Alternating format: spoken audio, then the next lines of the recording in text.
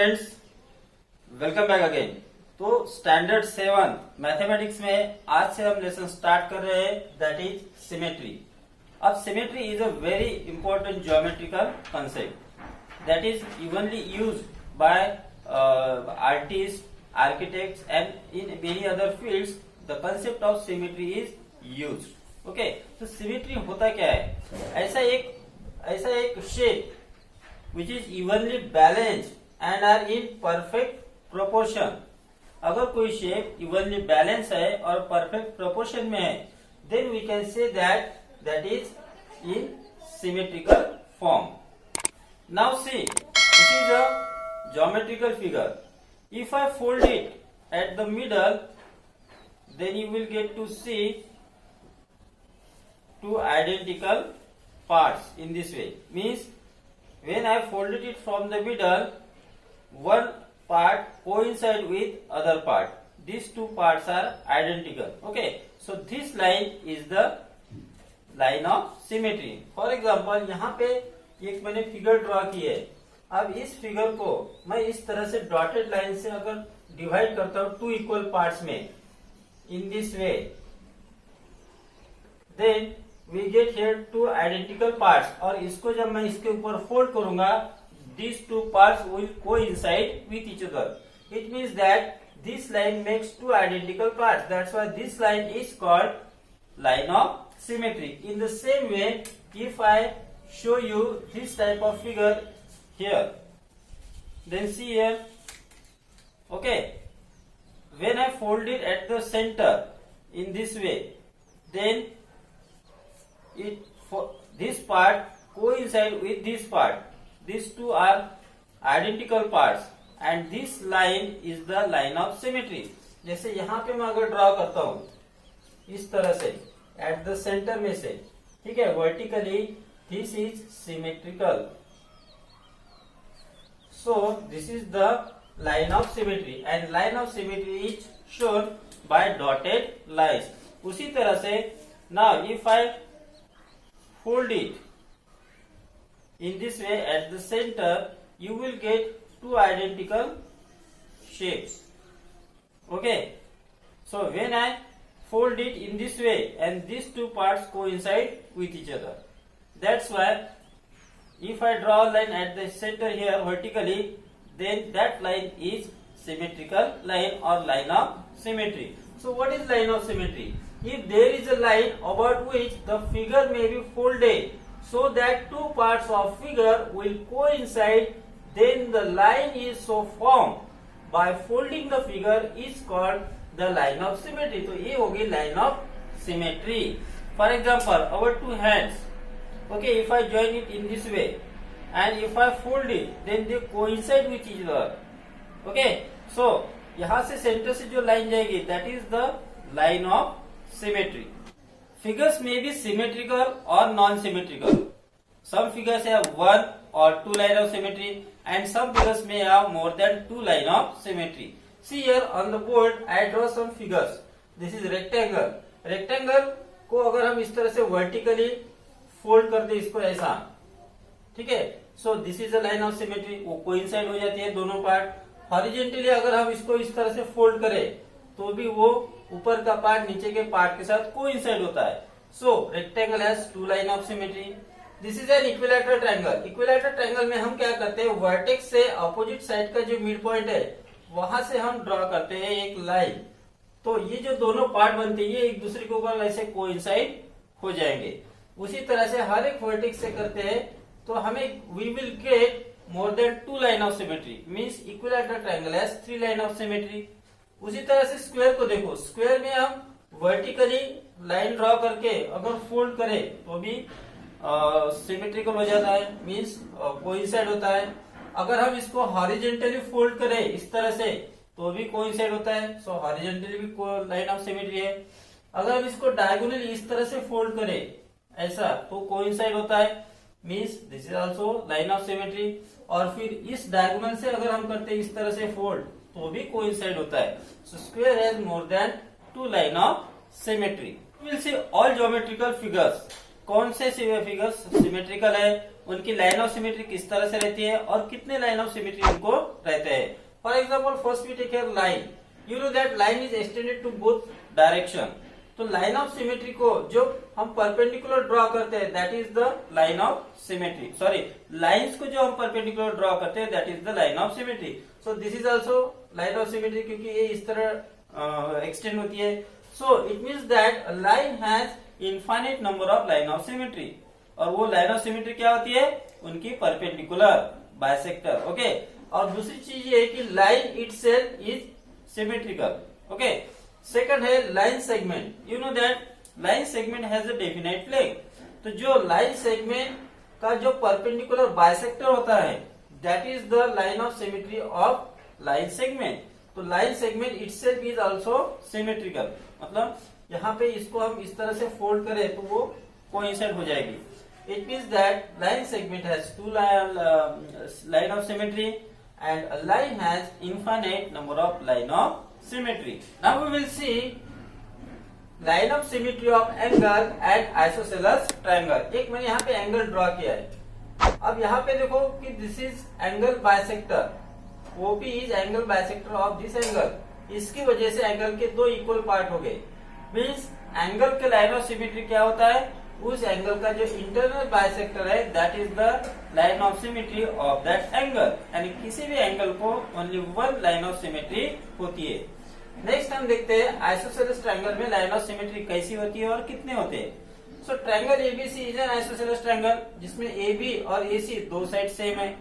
अब मैंने क्या किया, यहाँ पे एक मिड पॉइंट है, this is the mid point of BC, यानी इस पॉइंट की वजह से BC के दो इक्वल पार्ट हो गए। अब जो वर्टेक्स है और जो मिड पॉइंट है, यहाँ से जाने वाली जो लाइन है दैट इज द मीडियन। तो ये जो वर्टिकली एंगल है, वर्टिकली एंगल से जो मीडियन हम ड्रॉ करते हैं that is the line of symmetry of N isosceles triangle. तो आइसोसेलेस ट्रायंगल को कितने लाइन ऑफ सिमेट्री है, only one. So see here now, यहाँ पे देखो इसके पहले हमने जो स्क्वायर की लाइन ऑफ सिमेट्री लिखी है तो वो कैसे होता है, देखो दिस इज स्क्वायर, ये हॉरिजॉन्टली कोइंसाइड हो गया, इसको हम वर्टिकली भी कोइंसाइड कर सकते हैं इस तरह से, और इसको हम इस डायगोनल से भी कोइंसाइड कर सकते हैं, और इसको हम इस डायगोनल से भी कोइंसाइड हो जाता है। सो ये चार तरह से सिमेट्रिकल है। दो डायगोनली होता है और दो जो परपेंडिकुलर जो होते हैं बाइसेक्टर्स, दो अपोजिट साइड्स के, उससे होता है। फिर है ये रेक्टेंगल। रेक्टेंगल हॉरिजॉन्टली और वर्टिकली दो तरीके से सिमेट्रिकल है। जैसे ये रेक्टेंगल है तो ये इस तरह से सिमेट्रिकल हो गया, और सेकंड ये वर्टिकली इस तरह से सिमेट्रिकल होता है। थर्ड है हमारे पास equilateral triangle. See here this is an equilateral triangle. Equilateral triangle को हम इस तरह से फोल्ड करें तो कोइंसाइड हो जाता है, ठीक है। फिर उसी तरह से हम अगर इस तरह से फोल्ड करें तो भी कोइंसाइड होता है, फिर हम इस तरह से फोल्ड करें तो भी कोइंसाइड होता है। यानी वर्टेक्स और अपोजिट साइड का जो मिड पॉइंट है, यानी वहां से अगर हम जो परपेंडिकुलर ड्रॉ करते हैं दैट इज वो उसका लाइन ऑफ सिमेट्री बन जाती है। फिर हम देखते हैं इसमें, यहाँ पे आप देखो दो साइड्स इक्वल है तो आइसोसेलेस ट्रायंगल है। आइसोसेलेस ट्रायंगल से वर्टिकली ही इस तरह से, मतलब जो वर्टिकल एंगल है और उसके अपोजिट जो साइड है उसका मिड पॉइंट, यहाँ से जो मीडियन हम निकालते हैं तो यहाँ से वो निकालने के बाद सिमेट्रिकल हो जाता है। तो इस तरह से वो सिमेट्रिकल है। उसके बाद हमने देखा था एंगल। अब दिस इज एन एंगल। अब ये जो एंगल है, इस एंगल का इस तरह से अगर हम बाइसेक्टर निकालते हैं यहाँ से तो उसके दो इक्वल पार्ट बन जाते हैं, तो इस तरह से वो कोइंसाइड होता है। अब हम देखते हैं कि काइट किस तरह से सिमेट्रिकल है और काइट को कितने लाइन ऑफ सिमेट्री होते हैं। This is N kite. अब काइट में बताया आपको पी की और क्यू, ऊपर के दो साइड इक्वल रहते हैं और नीचे के दो साइड इक्वल रहते हैं। तो इसका जो लॉन्गर डायगोनल है, ये लॉन्गर डायगोनल ही वो उसका लाइन ऑफ सिमेट्री होता है। Now we will see rhombus किस तरह से सिमेट्रिकल है और कितने लाइन ऑफ सिमेट्री उसको होते हैं। This is a figure of rhombus. Rhombus means ऐसा पैरेललोग्राम जिसके ऑल साइड्स इक्वल होते हैं, ऑल साइड्स आर इक्वल। तो ये हमारे पास एक फिगर है दैट इज द रोम्बस। आप देख सकते हो इस रोम्बस को अगर मैं डायगोनली इस तरह से अगर फोल्ड करूं तो वो उसके दो इक्वल पार्ट बन जाते हैं, यानी आइडेंटिकल पार्ट बनते हैं, वो दोनों पार्ट कोइंसाइड होते हैं।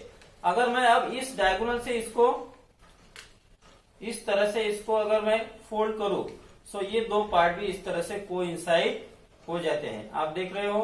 ठीक है, इस डायगोनल से भी होता है, इस डायगोनल से भी होता है। जैसे मैंने यहाँ पे निकाला है diagonal BD and diagonal AC, दोनों की वजह से जो रोम्बस है वो सिमेट्रिकल होता है। So rhombus is diagonally symmetrical and it has two line of symmetry. Now we will see isosceles trapezium किस तरह से सिमेट्रिकल है और उसको कितने लाइन ऑफ सिमेट्री है।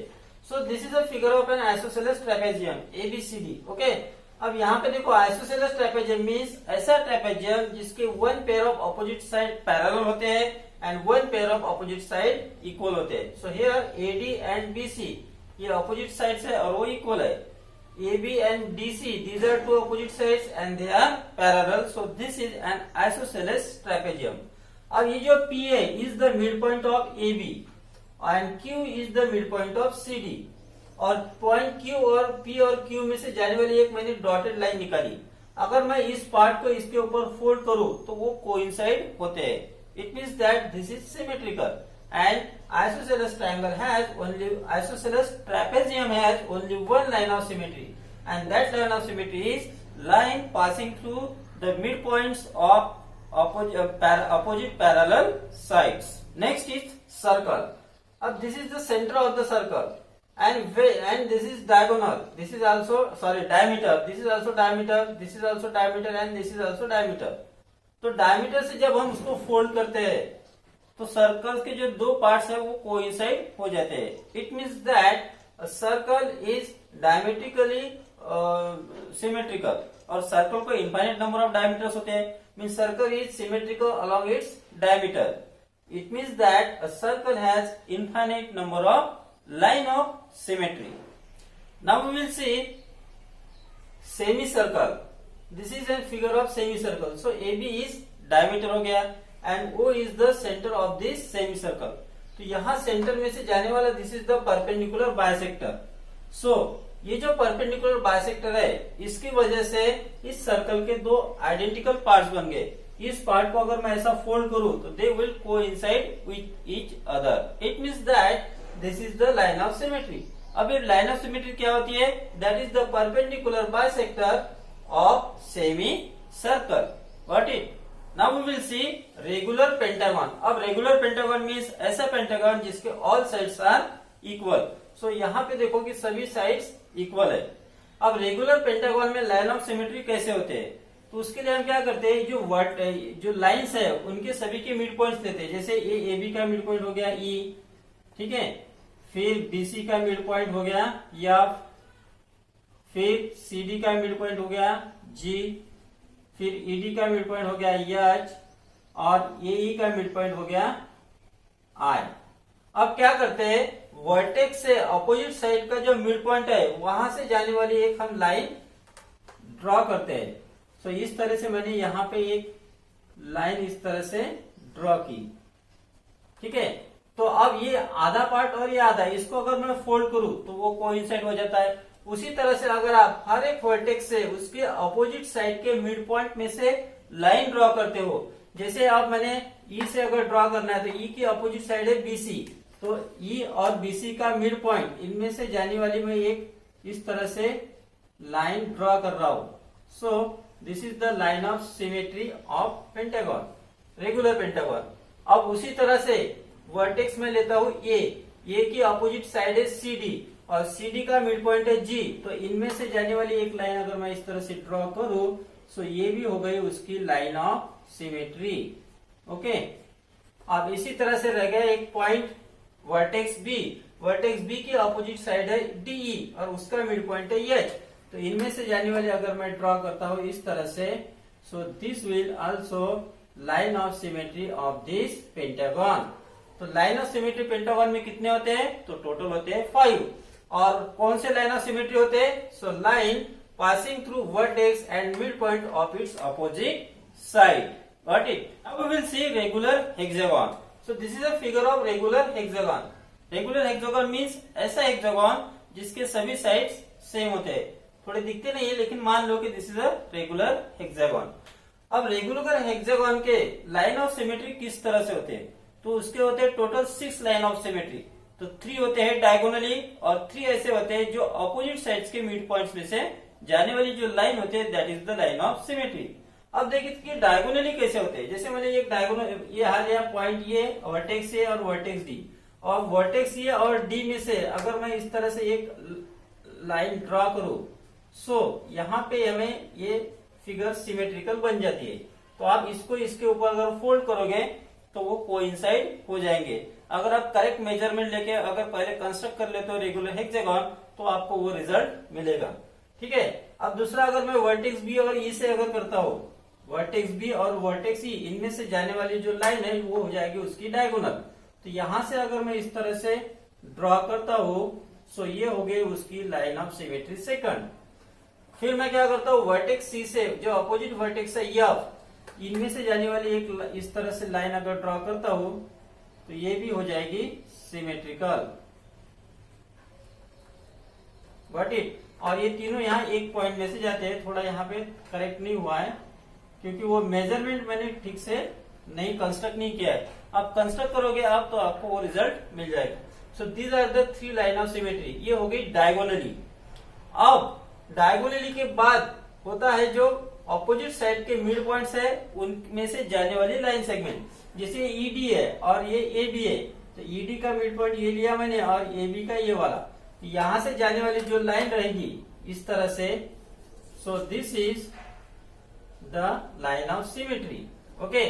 फिर एएफ और डीसी ऑपोजिट साइड है, इनकी मिड पॉइंट मैं लेता हूं और इन मिड पॉइंट में से जाने वाली अगर मैं यहां से लाइन ड्रॉ करता हूं तो वो भी हो जाएगी उसकी लाइन ऑफ सिमेट्री। तो वो हो जाएगी इस तरह से। ठीक है। अब बची हुई साइड बीसी और उसकी अपोजिट साइड ईएफ है। बीसी का मैंने यहाँ मिड पॉइंट लिया और ईएफ का भी यहाँ लिया। अब इनमें से जाने वाली मैं एक लाइन ड्रॉ करता हूं तो ये भी हो जाएगी उसकी line of symmetry. Got it. तो there are total line of symmetry are 6। वो कौन कौन से है? 3 होते हैं along the diagonal and 3 are the midpoint joining opposite sides of regular hexagon. Got it?